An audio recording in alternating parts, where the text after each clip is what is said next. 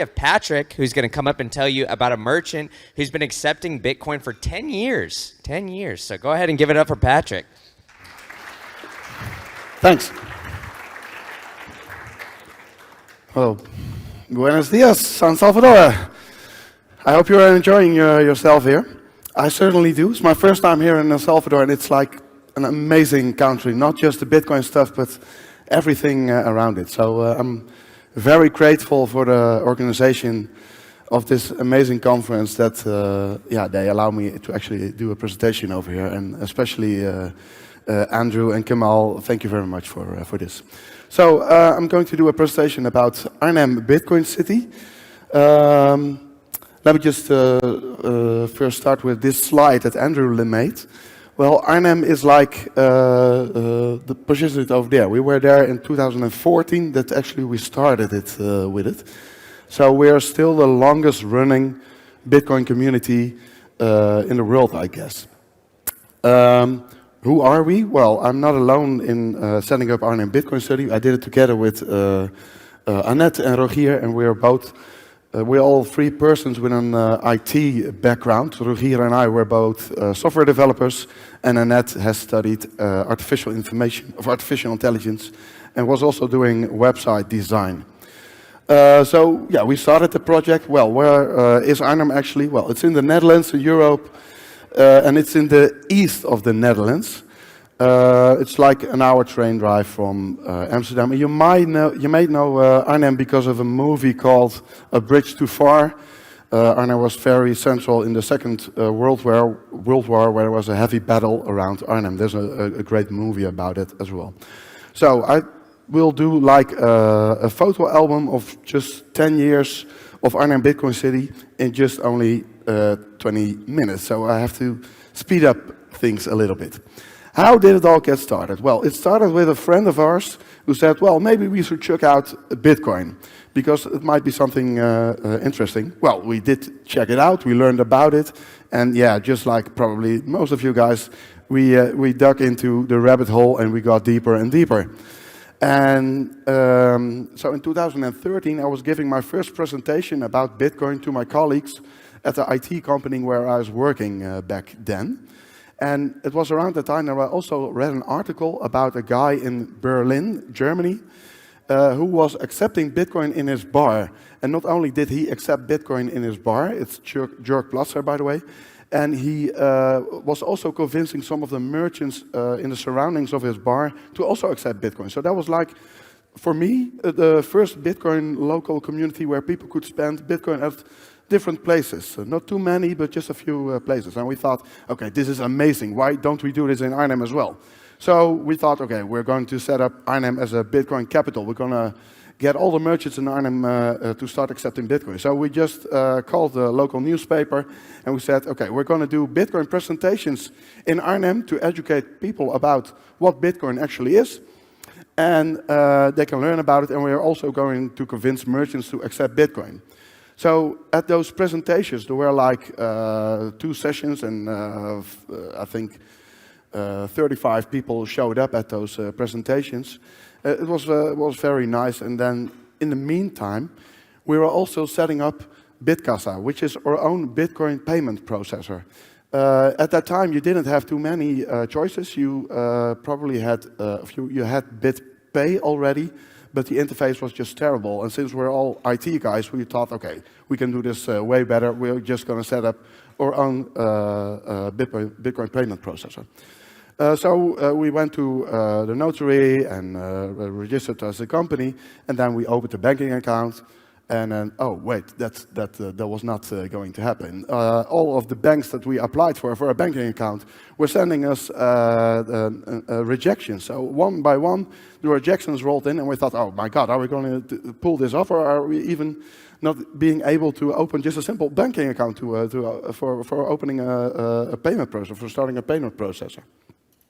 But finally, one bank accepted us, and we still don't know why, but we were able to proceed. And then back in 2014, it was like a major Bitcoin conference in Amsterdam at the time, and we were handing out flyers to everybody who was there, yo, listen up, in like a few weeks we're going to open up Arnhem Bitcoin City, where you could pay with at a lot of restaurants and cafes to pay with Bitcoin. And we're going to do a pep crawl. So come over to Arnhem and we'll have a splendid time with Bitcoiners and just enjoy your time there. In the meantime, I was setting up, I was going after merchants to accept Bitcoin. This was like a hard part, because at that time, most of the merchants had never heard of Bitcoin, and the ones that knew about Bitcoin related it to buying drugs on Silk Road and were absolutely not amazed with the idea that they should accept it in their store. So finally, I ran into a merchant who said, yeah, I know Bitcoin, and this sounds like a good idea, and maybe you should also check out that guy and that guy. Those are also open for innovative ideas, and maybe you can pull it off with them. So we then had 15 merchants in Arnhem accepting Bitcoin at the opening of Arnhem Bitcoin City. And actually, we were also just building the Bitcoin processor. So at that time, we made it as easy as possible for a merchant to accept Bitcoin. Somebody could pay with Bitcoin, and Bitkassa would convert the Bitcoin into euros and send it to their banking account. So at the beginning, nobody of the merchants was keeping the Bitcoins themselves. That bar was like way too high back then. That's no longer the case, by the way. Well, we'll come to that. But so it was just an easy setup. This is the opening of Arnhem Bitcoin City, where we did a pub crawl, and it was like an amazing evening. There was also an ATM over there, and yeah, people could buy and sell Bitcoins at one of the pubs that was accepting Bitcoin as well. That gained some media publicity, and that also attracted other merchants from Arnhem to our project. And then suddenly a dentist called us, hey, I heard about your project, and I want to accept Bitcoin as well. And then we thought, okay, this is cool, because now we only have pubs and bars and restaurants. We're going to just orange pill the whole city. And yeah, that's actually what happened. Then I wrote a Reddit article that we were going to give away Bitcoin to local students of the university who were doing some sort of a pub crawl in Arnhem at the first night of the introduction week. And we said, okay, maybe if somebody wants to give one of the students a beer, then just donate something to this address, and we'll make sure that the amount of money will be delivered to all the students back then. So we did that, and we did that twice actually, in 2014 and 2015. And this is an image of 2015, when also a Dutch a broadcasting company was making a documentary about this. And this is just an image from that documentary called The Bitcoin Gospel. And some people may also know this documentary because of this image that was also in there, in the same documentary. And then the SPAR started to accepting Bitcoin in Arnhem. It was like, okay, you can now pay for your groceries in Arnhem with Bitcoin. That was like a major thing. And as soon as we made a press release about this, the local manager of the Spar supermarket had to clear his complete agenda, because media were coming in, and everybody wanted to do an interview and shooting filmage back then there. So that was like awesome to experience this, and we were really gaining media attention, not just in the Netherlands, but now internationally. Then also Otto de Voogd joined our project. He used to live in Estonia, but didn't want to live there anymore. And he read about Arnhem, and he thought, okay, I'm going to Arnhem. And the cool thing is that Otto was able to live in the house of Rogier, which he was just moved, and which means that Otto could now also pay his rent in Bitcoin. So Otto was living the Bitcoin life in Arnhem back in 2015 already, being able to pay for all his expenses in Bitcoin back in the days. Also, like a gas station was beginning to accept Bitcoin, and then the Burger King came to us. Hey, I heard about your project, or actually my nephew heard about a project of you, and he told me I should join this project of yours at Arnhem Bitcoin City, and I'm just giving away a free Whopper to anyone who pays with Bitcoin at my venue. And there was some difficulties in making a press release about this because the Burger King Association had to ask for clarity from, I believe, the Pan-European organization to just make a press release about accepting Bitcoin in a venue in Arnhem. But it was a cool thing, and we organized a meetup back there, and people from all over the world came to Arnhem, and this is like a Korean guy, a girl who was making the first payment at the Burger King venue back then. Then in 2016, we organized a major conference in the city center, where we actually had speakers like Peter Todd, who's also around here, and some other guys, and it was just like a very nice in the cinema a conference with a few speakers, and we had a lovely day, and people had some sort of a decentralized dinner at all of the restaurants that were accepting Bitcoin. So it was a great time. This is actually a photo of Peter Todd showing us how easy it is to pull off a double spend because everything was going on-chain at that time, too, of course. And just a great experience. Then 1 year later, we thought, okay, we're not going to do a conference every year because I really appreciate the organization of this conference because I know how hard it is to pull it off. And we thought after 1 year of doing this, we're not going to do this any year because it's too much of a hassle. Then other Bitcoiners reached out to us, hey, we'd like to do a conference in Europe. And people told us we should do it in Arnhem and not in Paris or in Prague or in London or whatsoever. And we thought, okay, this is cool. If you want to organize a conference in Arnhem, come here. We'll help you out with venues, but we're not taking part in the organization. We'll just relax out. Well, that was the future of Bitcoin. And their main sponsor was like Bitmain and Bitcoin Unlimited. And there was a block war going on back then. And we thought, okay, but can you also invite like Bitcoin Core developers? And so, well, it's a bit difficult, but we got James and Lop here, and so okay, let's do it. What I didn't know back then is that they were actually planning to launch Bitcoin Cash, which they did at this conference. So for years later, and even I spoke to Giacomo yesterday, he thought, okay, since 2017, Arnhem Bitcoin City is like a shitcoin city, and it's not really active in the Bitcoin community anymore, which is totally not the case. None of the merchants ever accepted an altcoin except for Bitcoin. But yeah, I needed to straighten this out. So this was me giving the opening presentation there and welcoming everybody in Arnhem. Then 2017 came along, and you had like a huge spike in the mempool back then. And people were paying their groceries at the Spar supermarket, but they didn't realize that they paid for 15 euros of groceries, like 30 euros of fee to the miners. Because the wallet back then, the bread wallet for instance, wasn't so clear in what exactly did you pay for the fee.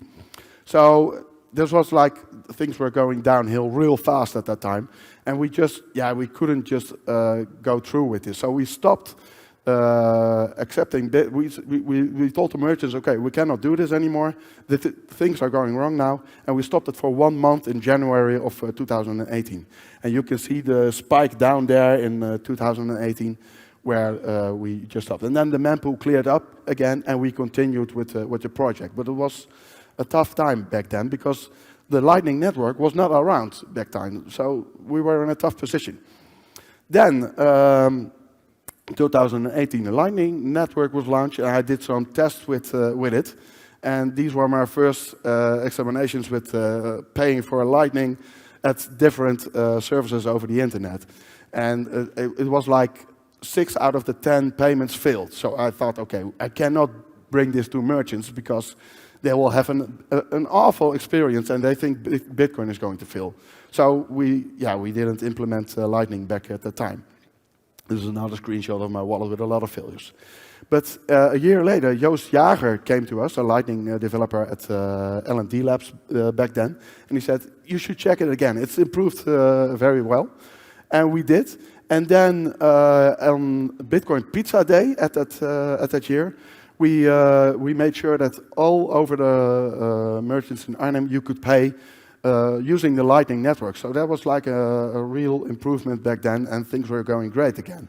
And you can see on the light green of the bars, the amount of Lightning payments were increasing, and yeah, things were going well. So we had like the best time of Arnhem Bitcoin City back in the days. Tons of merchants where I have tons of stories about, but I cannot tell them all here because of the time. And then 2020 came along. Well, that was a good year, wasn't it? Oh my God. We were in for a bad ride. Lockdown, so you couldn't actually pay with anything at most of the merchants because they were closed and people all paying online for their groceries and whatnot. So yeah, you had like this whole period where lockdowns and yeah, the project was barely living, I would say. On top of that, new legislation came in from the European Union, which actually no longer allowed us to do the Bitcoin conversion to euros for most of the merchants anymore. So we had to stop doing the conversion. That cost us quite some merchants, but also that was also the starting point, of not even the starting point, because at that time like 25% of the merchants were already keeping the Bitcoins they received from the customers for themselves. But that time was like, okay, a whole lot more merchants decided to keep the Bitcoins for themselves and be able to still receive Bitcoin payments. And another thing is that the supervisor who was responsible for supervising the Dutch industry of Bitcoin companies was the Dutch Central Bank. So I can also give a complete presentation about how that went. We just won a court case about how the Dutch Central Bank implemented the supervision in the Netherlands back in the day. So it was like a terrible thing.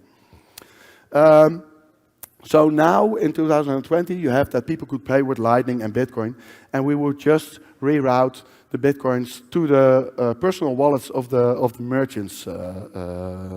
It could be a hardware wallet or just a deposit address at exchange, whatever the merchant wanted us to do.